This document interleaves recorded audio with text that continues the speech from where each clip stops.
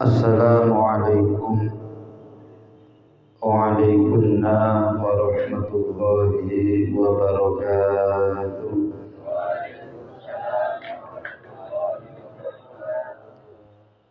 A'udzu billahi minasy syaithanir rajim. Bismillahirrahmanirrahim. Alhamdulillah wassalatu wassalam alaika wal ali ya khairul anam. Rabbun karim wa anta dzul azim. Fashfa' lana 'indal karim. Ya ayyuhal ghawsu salamullah alaika rabbi bi'idznillah. Wanzur ilayya sayyidi binadharah musilatil hadratil aliyah amma ba'd. Hadratal muhtaramin wal muhtaramat, para jamaah mujahidin wal mujahidat rahimakumullah. Pada kesempatan yang mulia ini, marilah kita bersama-sama muhasabatun nafsi, mengoreksi diri pribadi kita masing-masing, sebagaimana qaul hasibu anfusakum qabla an tuhasabu. Hisablah diri kalian masing-masing sebelum kalian dihisab oleh Allah Subhanahu wa ta'ala. Amal kebaikan kita, amal kejahatan kita ini harus senantiasa kita koreksi. Seharian ini kita banyak melakukan kebaikan-kebaikan, kemaslahatan, atau justru sebaliknya kita melakukan kemaksiatan, kejahatan kepada Allah Subhanahu wa ta'ala. Karena hidup ini hanya penantian, menanti datangnya kematian, menanti datangnya Israel menjemput nyawa kita, sehingga kita dikehendaki untuk senantiasa kembalinya nanti dalam keadaan husnul khotimah. Kita diciptakan dalam bentuk yang baik, maka harapannya kita nanti di akhirat akan lebih baik. Sehingga untuk mengisi kebaikan-kebaikan itu, Al-Quran membimbing kepada kita semua bahwa semua manusia ini harus senantiasa zikir, ingat kepada Allah Subhanahu wa ta'ala. Hitungan ingat kita dengan lalai kita, dengan lupa kita kepada Allah Subhanahu wa ta'ala itu bisa kita hitung dalam 24 jam.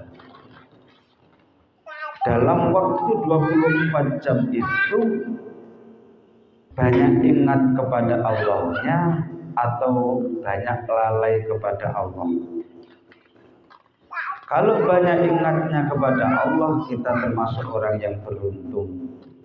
Namun sebaliknya, kalau justru kita lalai kepada Allah Subhanahu wa ta'ala, kita termasuk golongan orang yang merugi. Allah itu menghendaki kita semua. Di dalam surat Al-Quran dijelaskan, wa ma khalaqtul jinna wal insa illa liya'budun. Kami tidak menciptakan golongan jin dan manusia melainkan hanya untuk ibadah, mengabdikan diri kepadaku, kata Allah. Keseharian kita ini bisa kita jadikan untuk sarana ingat kepada Allah, sarana ibadah kepada Allah Subhanahu wa ta'ala, sehingga seluruh makhluk yang ada di bumi maupun di langit ini bisa kita jadikan sarana untuk ingat kepada Allah Subhanahu wa ta'ala.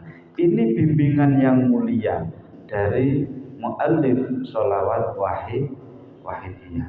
Tidak ada bimbingan yang sesempurna ini dibanding bimbingan muallif sholawat wahidiyah. Maka kita harus bersyukur, sehingga di dalam pengamalan wahidiyah itu ada istilah lil ghaus bil ghaus. Karena kita ini bukan apa-apa, tidak ada gunanya sama sekali, tidak ada manfaatnya sama sekali, manakala di dalam hati kita ini tidak ada lillah dan billahnya.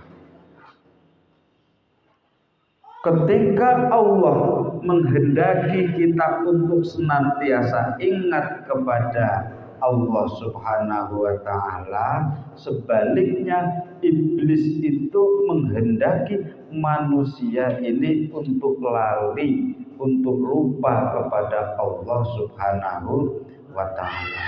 Sehingga godaannya orang yang mau ingat kepada Allah itu banyak. Melalui bimbingan muallif sholawat wahidiyah, kalau kita ingat apapun makhluk apapun, maka harus cepat-cepat kita kembalikan. Saya ingat ini karena diingatkan Allah.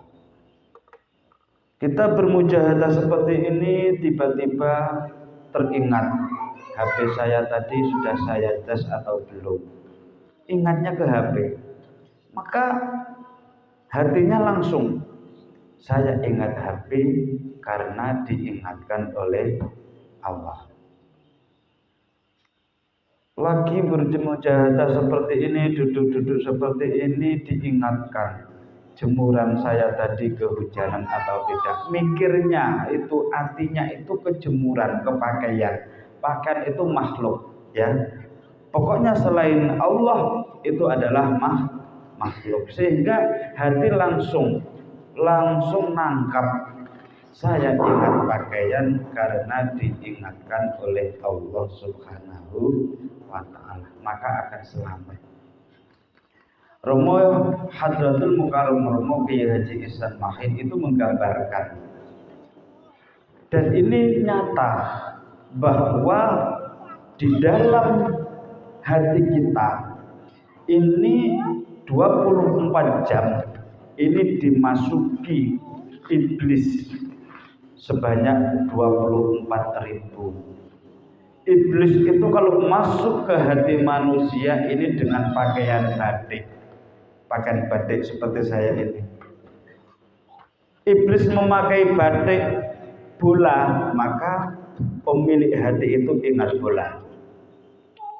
Iblis memakai batik aqua, maka pemilik hati itu ingat aqua. Iblis memakai batik anak kita, maka spontan kita teringat dengan anak kita.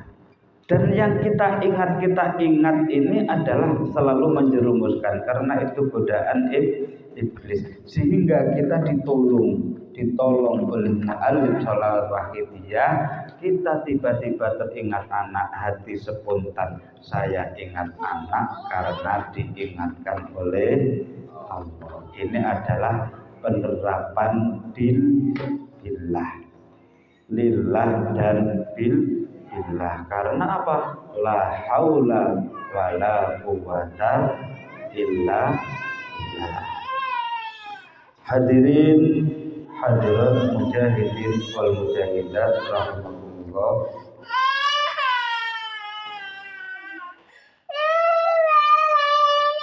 Untuk selanjutnya, bahwa kita hidup di dunia ini harus senantiasa mengharap ridho dari Allah Subhanahu wa Ta'ala. Karena kalau Allah Subhanahu wa Ta'ala ini sudah ridho terhadap makhluknya, apapun yang diinginkan oleh makhluknya ini akan dikasih oleh Allah Subhanahu wa Ta'ala, terutama ketenangan hidup. Orang itu kalau hidupnya tenang itu enak. Kita itu kalau hidupnya enak, hidupnya tenang itu enak. Kita punya uang banyak tapi hidupnya tidak tenang, maka tidak nyaman. Sebaliknya, kita tidak punya uang, tidak punya harta, tapi hidup kita itu tenang, maka kita akan merasakan keenakan, merasakan kenyamanan yang luar biasa. Lebih-lebih kita dikaruniai dunia yang baik, harta yang banyak, hidup kita diberi ketenangan oleh Allah Subhanahu wa Ta'ala. Maka Allah ini mengajarkan, Allah kata Allah, bidzikrillahi tatmainnul qulub. Allah, ingatlah, bidzikrillah, dengan zikir kepada Allah Subhanahu wa Ta'ala, dengan ingat kepada Allah Subhanahu wa Ta'ala, tatmainnul qulub, maka hati kita itu akan menjadi tenang. Hati kita itu tumakninah, hati kita itu tenang. Hati kalau tenang itu tidak mudah goyah. Apapun cobaan yang melanda kita, hati kita tidak akan pernah goyah. Dan ini adalah bentuk ridho dari Allah Subhanahu wa Ta'ala. Maka dari itu belajar menerapkan lillah billah itu sulit. Namun itu perintah Allah, maka kita harus berani memulai belajar untuk mengamalkan ajaran lillah dan billah. Apapun aktivitas kita, maka kita niatkan semata-mata menjalankan perintah Allah. Itulah nilai ibadahnya. Bentuknya ibadah, tapi kalau niatnya itu tidak niat ibadah, maka itu tidak akan dapat pahala sedikit pun dari Allah Subhanahu wa Ta'ala. Karena hadis sudah jelas, apa itu, banyak sekali amalan-amalan, kam min amalin yatasawwaru bi a'malid dunya fayasiru a'malal akhirah bi husnin niat. Banyak sekali kegiatan-kegiatan amaliyah kita yang secara lahiriah ini untuk keduniaan, tapi karena niat yang baik, maka amalan pekerjaan tersebut menjadi amalan pekerjaan yang akan membawa keselamatan kita di akhirat kelak. Contohnya, kita sedang bekerja, sedang manen, sedang ngangkut, sedang apa, berondol dan lain sebagainya, hatinya niat menjalankan perintah Allah. Maka meskipun bentuknya itu bekerja, yang masak ya yang masak, nyapu dan lain sebagainya, bentuknya keduniaan. Namun ketika diniati semata-mata menjalankan perintah Allah, itulah akan menjadi amal akhirat. Sebaliknya, kam min amalin yatasawwaru bi a'malil akhirah fayasiru a'malad dunya bisu'in niyah. Banyak sekali amalan-amalan kegiatan yang semestinya secara lahiriah ini untuk bekal akhirat, namun dia tidak akan mendapatkan di akhirat kelak karena niatnya kurang baik, niatnya tidak pas. Di dalam hatinya ada unsur pamernya, di dalam hatinya ada unsur riyaknya dan lain sebagainya, ada unsur sum'ah, ingin dianggap baik oleh kawan dan sebagainya. Ini adalah plesetan dari setan, dari iblis yang sengaja untuk menyesatkan semua makhluk yang ada di dunia ini. Karena iblis itu mboten terima kok kita dimasukkan ke surganya Allah Subhanahu wa taala. Maka sering saya sampaikan dawe Rasul kullu ummati dakhala jannah. Setiap umatku kelak akan masuk ke surgaku, akan masuk ke surganya Allah Subhanahu wa taala. Illa man aba, kecuali yang tidak mau. Kabeh umat Kanjeng Nabi ini akan dimasukkan surganya Allah Subhanahu wa taala kecuali yang tidak mau. Siapa yang tidak mau? Yang tidak mau ya kita. Kita sudah tahu kebaikan tapi enggan untuk melakukan kebaikan, berarti kita tidak mau diajak masuk surga. Kita diajarkan kebaikan, justru kebaikannya ditinggalkan, kejahatan yang dilakukan. Berarti kita enggan, tidak mau dimasukkan surganya Allah Subhanahu wa taala. Na'udzubillah tsumma na'udzubillah. Mungkin hanya itu yang dapat kami sampaikan dari kuliah wahidiyah ini. Kita akhiri dengan bacaan tasawuf wal istighosah. Kita mohon syafaat kepada baginda Rasulullah sallallahu alaihi wasallam. Mudah-mudahan kita semua, keluarga kita, mbah-mbah kita ini senantiasa mendapatkan syafaatnya min yaumina hadza ila yaumil qiyamah. Terus kemudian kita beristighosah ke pangkuan hadratu syekhina wa murabbiruhina alaihi wahidiyah. Mudah-mudahan hati kita semua ini senantiasa diberi kesadaran sehingga bisa mengamalkan amalan yang telah kita terima, mengamalkan ajaran yang telah kita terima, yaitu ajaran lillah billah, lirrasul birrasul, lil khaus dan bil khaus. Mari ala hadhihi Al-Fatihah. Bismillahirrahmanirrahim.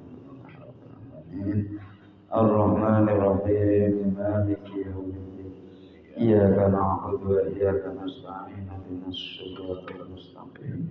Shiratal ladzina an'amta 'alaihim ghairil maghdubi 'alaihim waladdallin. Ya syafi'al khalqi shalatu wassalam.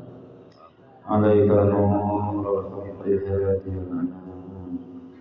Aslahu warhamu adrikni Faqadallahu abadahu wa rabbini Alaysa li ya sayyidi siwaka Wa inda radakan dusasun harikan Ya sayyidi ya Rasulullah Ya sayyidi ya Rasulullah Ya sayyidi ya Rasulullah Ya ayyuhal rusus salamullah Alaika rabbini bi'ilmillah Wanzur ilayya sayyidi binadra Musyahati bilhadrati wa'ali Al-Fatihah. Ya kana wa ya kana nasta'in Ihdinas siratal mustaqim Shiratal ladzina an'amta 'alaihim. Mungkin hanya itu yang dapat kami sampaikan. Mohon maaf atas segala kesalahan dan terima kasih atas segala perhatiannya. Kami akhiri wabillahi taufiq wal hidayah wa Rasulullah sallallahu alaihi wasallam as-syafa'ah tarbiyah amin wa sihara zaman anak wa barakatuh wal afwa minkum. Wassalamualaikum